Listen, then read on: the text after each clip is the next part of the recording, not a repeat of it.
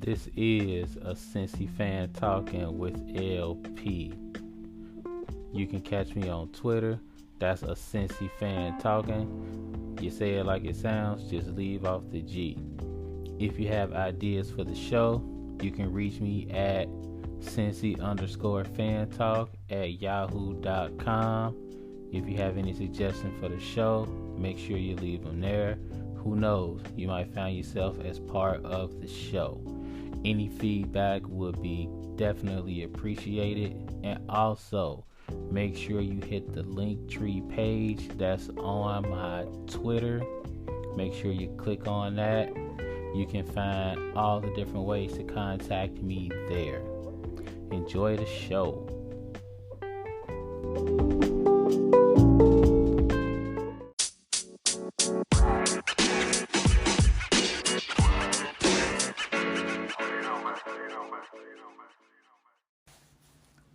What's up? What's going on, everybody in podcast land? Welcome to another episode of A Cincy Fan Talking with LP. And of course, this is yours truly, LP. Big shout out to everybody sitting there or riding around or, just chilling out, listening to your boy. I sincerely appreciate it. All of the feedback has been absolutely awesome. So make sure y'all keep it coming. Answer those questions y'all see on social media, and you never know, you might end up with your question being answered on the podcast. Super excited that I remembered to bring in my chair that doesn't do the squeak that bothered me so much last week, y'all. It was real life irking me because I just swivel around in the chair and I don't even think about, moving around in it. And then I kind of go like, dang, what's so loud? And I'm like, oh yeah, that's me. But now I'm just swerving in this chair like it's nothing, and no oily, I need Armor All noise. So, hey, shout out to me. Sometimes you gotta brag on yourself, man. You gotta let yourself know you're out here doing it. So we're gonna jump into a little bit of foosball talk for y'all. We got the NFL season coming up. We got the college season coming up. So, as promised, I'm going to go ahead and drop a segment about UC's chances to win the American Athletic Conference. I find this conference sincerely, interesting. And we're going to jump into why in a quick sec. We're going to talk about preseason. We're not really going to talk about preseason games. We're just going to talk about why I hate the preseason, but I understand why we do it. A little bit of Deshaun Watson talk, like a small portion, because I'm not about to keep talking about this guy for real. I'm not. And then we're going to talk about character traits and whatnot, stuff like that. But last week I took the Big Ten and I broke down the Big Ten for everybody that, you don't really want to pay attention to the big games in the Big Ten. You don't want to pay attention to all the games. You just kind of want to know what the big games are and who you should be looking out for. So I'm going to do this again with the American Athletic Conference. Not as big of a conference as the Big Ten. Definitely not. Y'all see that deal that the Big Ten got? Like $7 billion for people, for broadcasters to let those games out. Like, they got Fox, they got NBC, they got CBS. $7 billion for those channels to broadcast the Big Ten. Man, I don't want to hear nothing. I don't want to hear anything about the Big Ten dropping any sports. Man, they better be building up all types of buildings at those Big Ten schools. Man, I want to see like a brand new like dining hall, like 4 or 5 more paved roads. Forget all that. Like, that's wild. And women's water polo should be good forever. Like, soccer should be good forever. $7 billion to spread out around 16 schools, maybe, for real. But I digress. The American Athletic Conference, definitely not as big as the Big Ten. Not at all. And about to get, not smaller, but probably more diluted, because you got Cincinnati, you got Houston, and you got Central Florida. big schools with big media, big media reach, right? They're moving to the Big 12. And the American Conference they're replacing them with teams like Charlotte, North Texas, UAB. Hey, if those are your schools, definitely not hating on y'all. Like, for real. I remember UC played against teams like that in Conference USA way back in the day.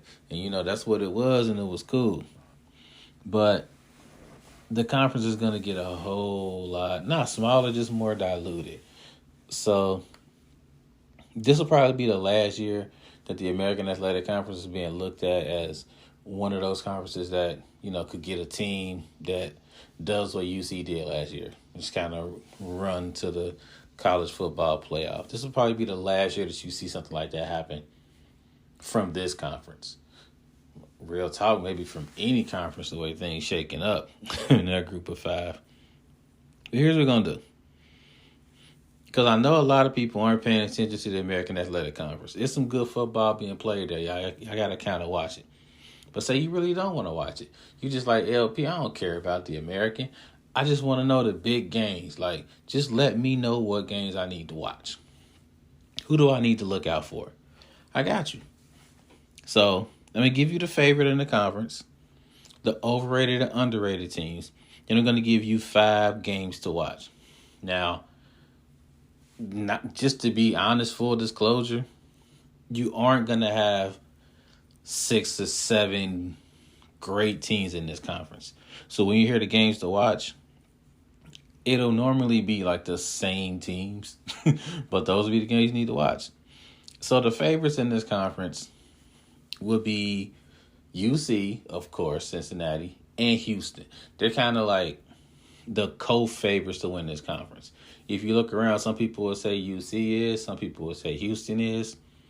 These will be the 2 teams that you need to look out for because they have the most talent out of all the teams in the conference. I won't say it's by like a great margin, but because of the way these teams play and the way they recruit, they definitely have the better players. If you're looking for a dark horse, Central Florida would be that dark horse. Notice it's like all 3 of the teams that's leaving to the Big 12. Those road games are going to be ignorant, man. People's going to be like, boo, get out, leave now. Like, it's going to be ridiculous. Those would be the 2, 3 teams you need to look out for. Now, this is about to sound odd. Just follow me. I got 2 overrated teams. The first one is Houston. LP, how they the favorite and they overrated? I know, right? The thing is, Houston doesn't play Cincinnati in the regular season. They don't play Central Florida in the regular season. And they don't play Memphis, which is another really good team. No, they play Memphis. But they don't play Central Florida. And they don't play Cincinnati. So their schedule is way easier than UC's. So I think people are just kind of writing them into the championship game for the American Athletic Conference, just kind of writing them in there because they don't have a tough schedule. So kind of be on the lookout for them because we might be kind of overpricing them a little bit. And I think Memphis is overrated as well. And I don't mean that Memphis is a bad team. I just think they're not as good as they used to be. They're kind of like falling down lately. So those are my overrated teams. Underrated, East Carolina. Who? East Carolina. It's one of those teams where if this was the SEC, they would be like a Kentucky.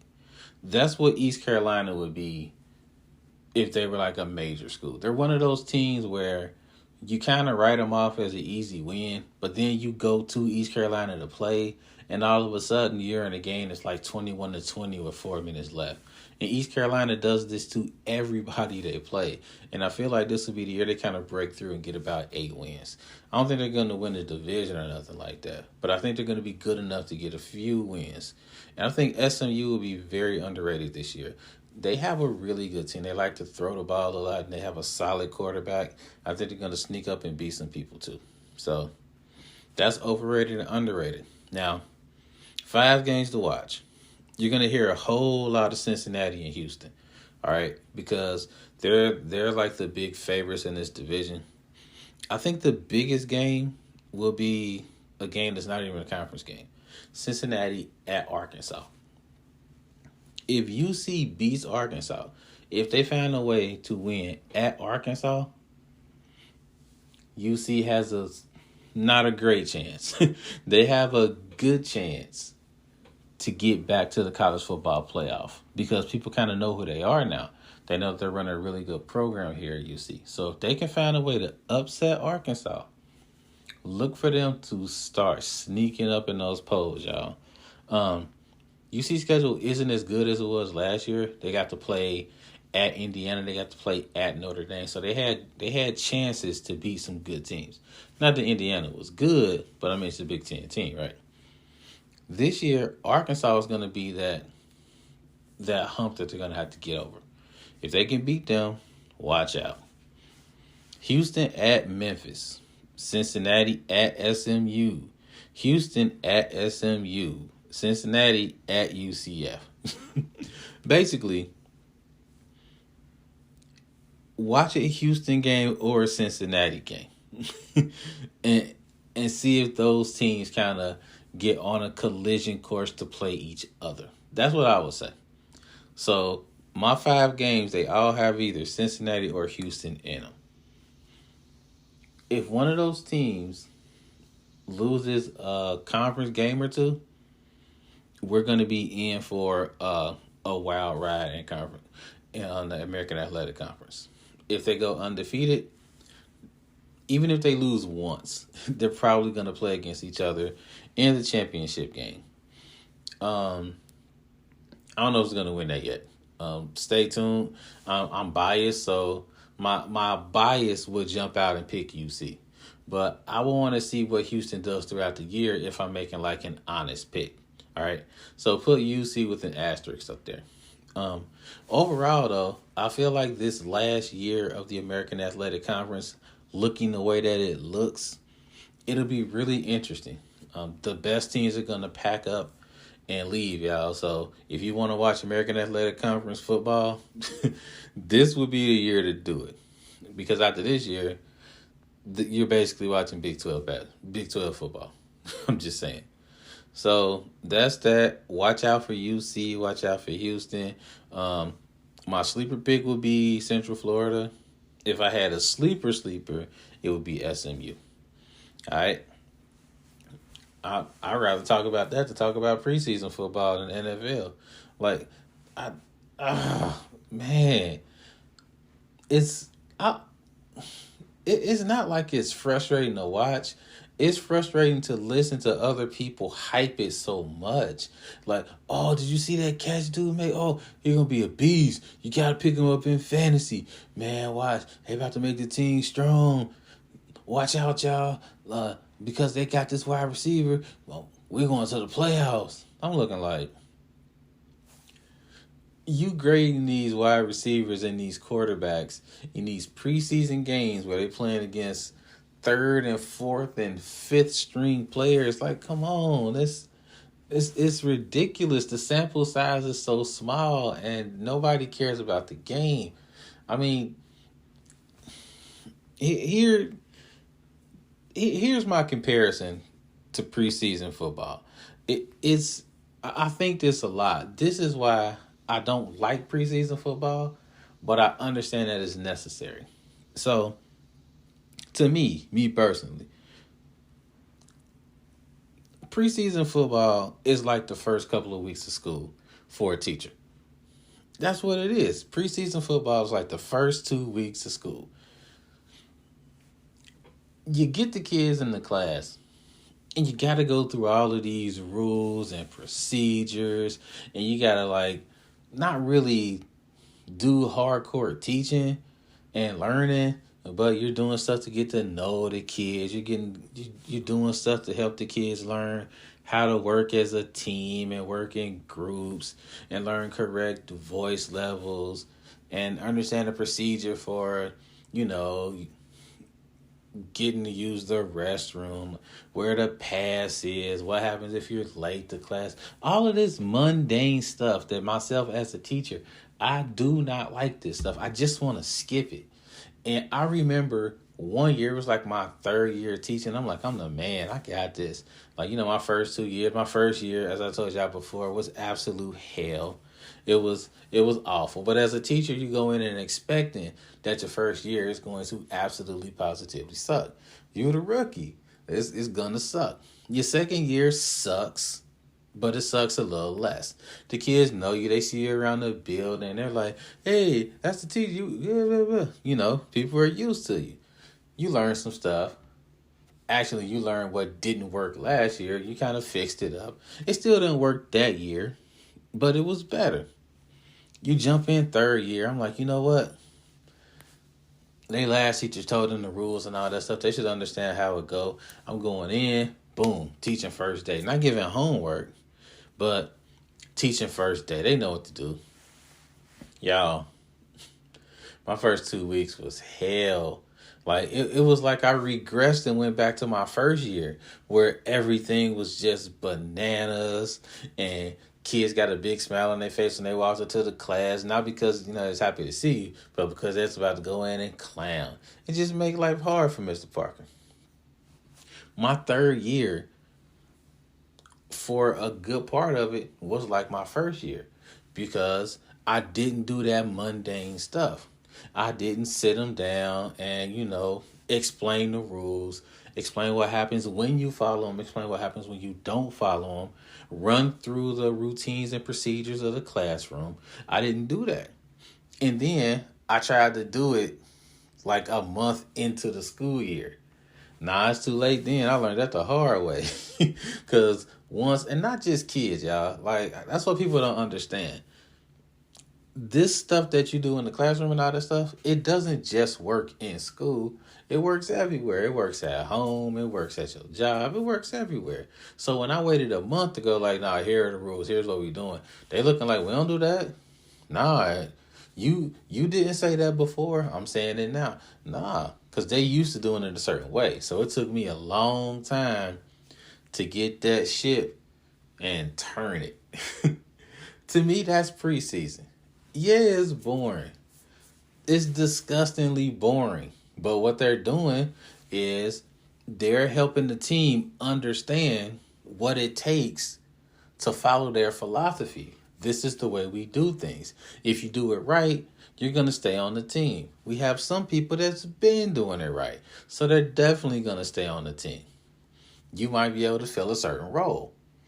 They're looking for that. Now, to a fan like me, this is boring. It's amazingly boring. But if I want to see the Bengals put out a good roster and do very well in 2-minute drills and when they're down 4 with 5 minutes left or when they're up 6 with a minute left, they practice all of this stuff. That's what the preseason is for. It's kind of like when people say, you don't want to see the sausage being made.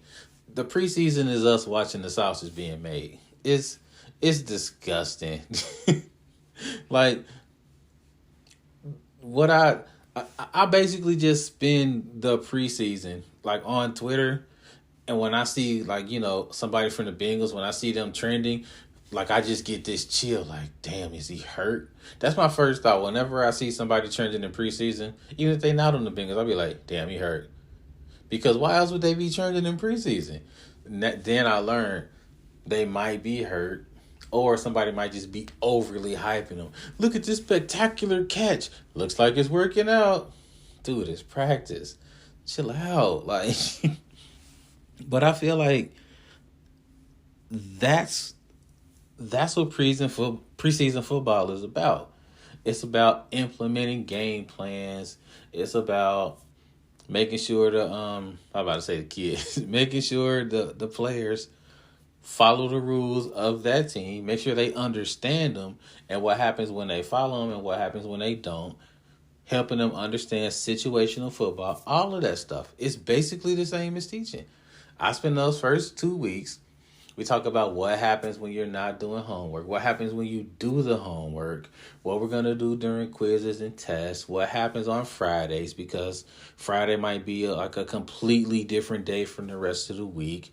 What happens if you're absent and you need to work? Where do you go? Do I go to the corner and just pick it up? Can I pick it up on the Google Classroom page? It's all of this stuff that you have to do. And if you don't do it, you're setting yourself up for failure.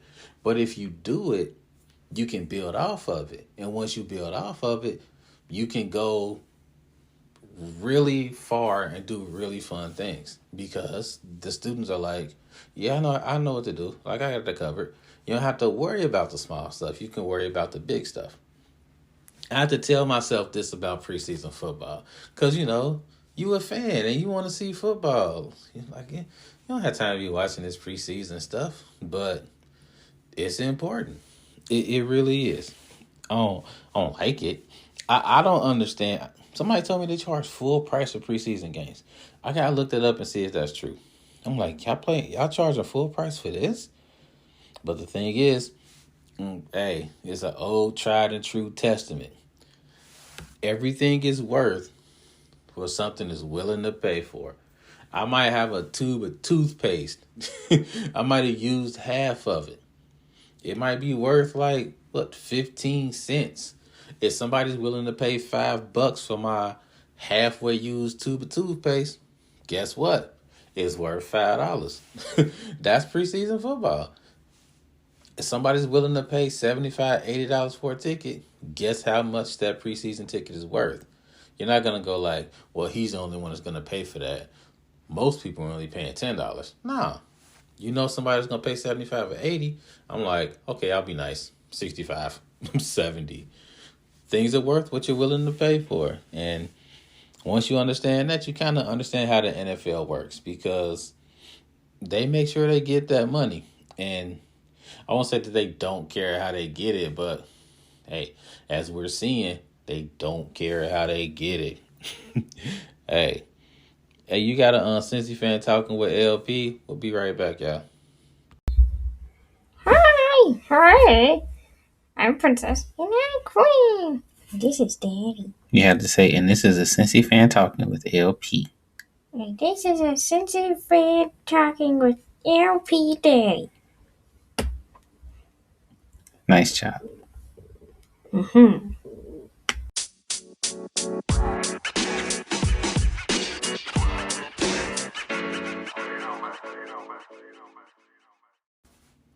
What's up? What's going on, y'all? You are back with a Cincy fan talking with LP, and of course, this is LP. I was gonna give this next segment about Deshaun Watson 5 minutes, and after kind of looking over everything and kind of thinking about what I wanted to say, I think I won't need 5 minutes. I feel like I'm gonna need about 3. I'm gonna go ahead and set my little timer and see if I can really get this out in 3 minutes. And if I go over, I don't know, smack myself on the hand. Bad LP. I don't know. But that's what we're gonna do here, because I feel like I don't want to just keep kicking this horse here. But I really only got one thing to say about this, and this is for. I pushed the timer already a couple seconds ago. This is for some of the fans.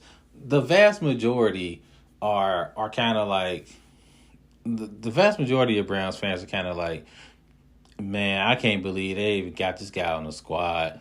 And then you got like a small sliver of the fans out there that are like, well, he's our QB, and, you got a whole lot of people out here doing messed up stuff, and he deserves a second chance, and this, that, and the third. That's what I don't want to hear. Like, I really don't. You got so many people hurt behind this, and he still gets to play. He still gets to do his thing. I am a firm believer in second chances. But what I'm not a believer in is the middle school rationale that some fans are dropping when they say stuff like, have you ever made a mistake? He said he was sorry and stuff like that. The middle schoolers do that all of the time. They'll get in trouble and they'll say, well, nah, I just messed up the one time. Don't I get a second chance? Or you didn't see him over there doing the same thing. You didn't see her doing the same thing. And I get in trouble when they don't. It's the middle school rationale that I shoot down quickly. Like, we're not talking about them. We're talking about you. Like, you're the focus right now. I'll get to them. You might not even notice me getting to them, but I'll get to them. You can't just throw out a random apology and feel like that does it. You don't get to dictate the terms of the apology. Like, you don't get to dictate how somebody feels about the apology. You also don't get to dictate how a second chance works. Neither one of those things work. And I'll just tell a middle schooler quickly, like, it's up to the person that got offended if they accept the apology. It's up to the powers that be, which would be me, to say if you deserve a second chance. You don't just deserve one because it's out there. It depends on what happened. It depends on what you did. And your second chance might not come for a long time.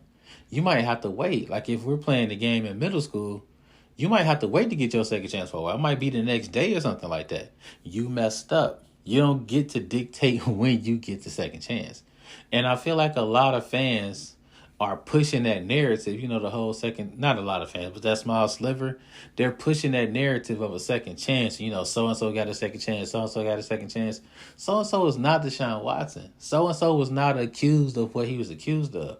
So just say what you mean and say, you want Deshaun Watson to bring you a Super Bowl. Just say that.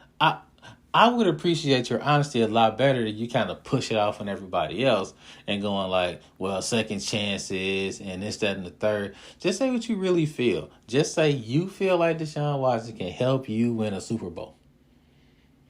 Jimmy Haslam basically said that.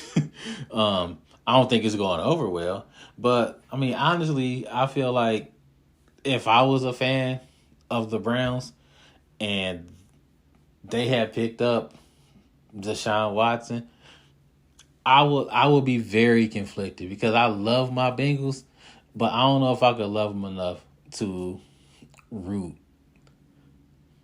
for him doing something like that. Like, I don't know if I could. But, that's just me. And we right on the 3-minute mark. Just barely over it. But just to put a little bow on this, I'm going to go a little bit over the 3 minutes.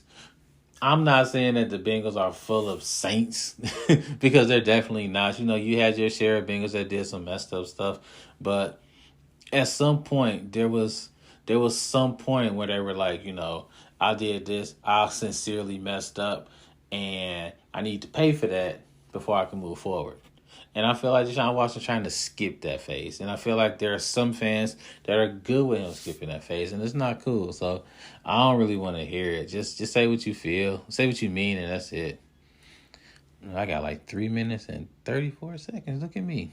I can count. Hey.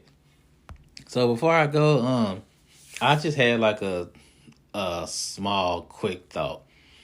And it's really about character traits, y'all. I've been told since I was like 6 that my worst character trait was that I was stubborn. Like, stubborn almost to a fault. Stubborn to the point where if I can't do something 16 times, I'm trying it 16 more times without help until I get it. And that could be perceived as somebody that just doesn't give up. And I thought that's what it was. Growing up, I'm like, I don't give up. I don't quit. I'll keep doing something until I get it. But then I realized, and I had like some people that kind of told me, I had my uncle tell me, I had a few people real close to me tell me like, and this when I got a little older, like right before I went to college, there's a difference between not giving up and being stubborn. And my uncle told me the main difference is, do you keep doing things the same way? Because if you keep trying and you do things differently, that's the definition of not giving up. you know, you tried to do this and it didn't work, so you tried it a different way and it didn't work. Like, you don't keep messing up the same way. Being stubborn is you sincerely believing that you can do something your way, even if it doesn't work, thinking that one time it will. And once I heard that, I was like, oh, damn, I am stubborn. I'm stubborn as hell. Like, that's when it hit me. I'm like, I'm a stubborn dude. Because when I look back, I was like, wow. Like, I really don't care what people telling me. Like, I'm just going to keep doing it my way. And I think, I don't know if this sounds cocky, because I think a lot of other people feel like this too. I think that's the problem with being individualistic or being like a smart person. Like, that's one of the flaws. We as smart people cannot understand that the stuff that we're doing doesn't work sometimes. But since we stubborn, we like, it'll work for me because I'm smart and I can do it. Did that make sense? That was me up until about age 19, 20. I'm like, I'm just going to do it my way. And then once my uncle told me that, I'm like, okay. So then I started kind of checking myself. Now, it wasn't an overnight thing. Like, my best friends can tell you, like, from us, like, being roommates in college, you couldn't tell LP nothing. I remember my best friend telling me, they're like, man, we can't tell you shit. Like, like, man, I hate that about you, LP. And I started laughing. I'm like, I'm working on it, man. I really am. And like, one time we up in our apartment, and we just kind of chilling out.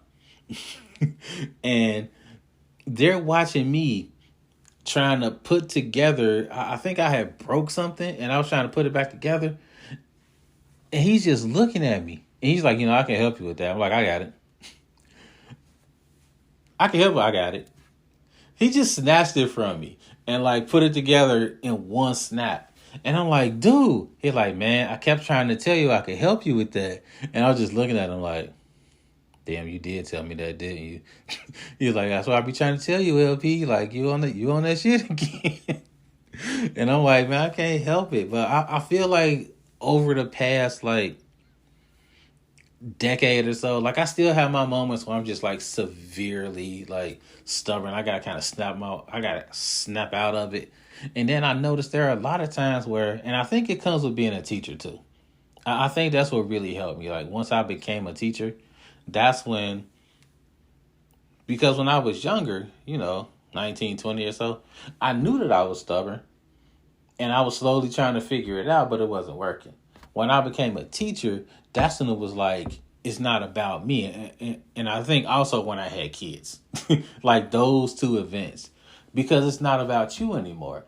You have to do whatever you need to do to help your kids, whether it's my for real kids, whether it's my kids that I teach, my kids that I coach.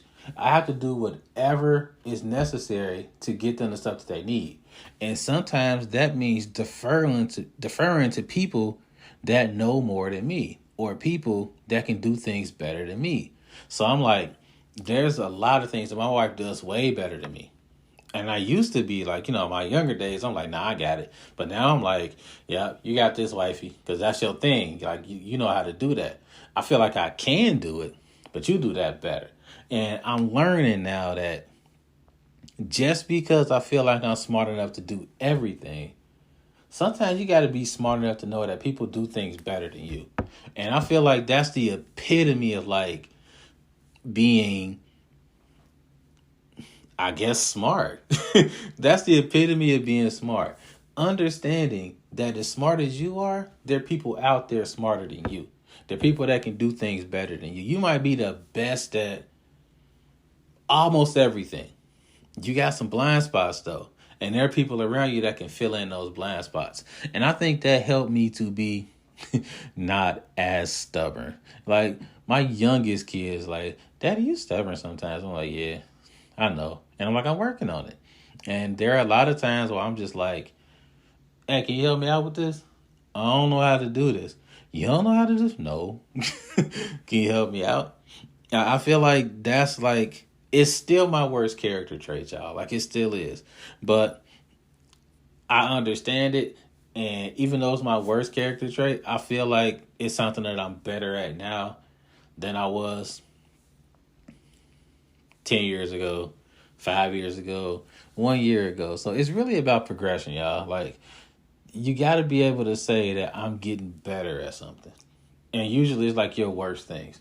You want to say you're getting better at those. If you're going like, dang, I'm still the same as I was before, you're kind of hustling backwards, man. Like, like we got to get better. So I just kind of wanted to drop that because that's some growth that I saw in myself. And hey, I just got to keep working. So I hope y'all doing the same thing. I hope you taking your character traits, the ones that I won't say you don't like about yourself, but the ones you know you need to fix, your blind spots. And I hope y'all out there getting that work in and knocking those out. All right. So we're going to go ahead and shut this down for this week. Hey, next week, I guess we can I won't call it a Bengals preview, but it'll be along the same lines of this right here. We'll talk about, like, if you don't really want to watch Bengals games, but you want to keep up, I'll let you know the big stuff you need to know about this year for the Cincinnati Bengals. And definitely doing another review. I got a couple of ideas about what I want to review because I've been watching a lot of stuff. But I'll narrow it down this week and then just kind of drop a trailer for y'all so y'all can know what we're going to review for next week. But as always, it's cool talking to myself and kicking it with y'all. So as always, life is good, y'all. Peace out.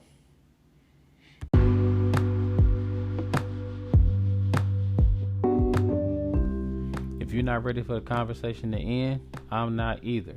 Make sure to catch me on Twitter. That's the Cincy Fan Talking. Leave off the G at the end of it, and we can keep the conversation going. Also, don't be afraid to hit that subscribe button so you can catch the next episodes. The episodes will drop every Tuesday. If there's a change in that, I'll make sure to let you know. Appreciate the support. As always, life is good.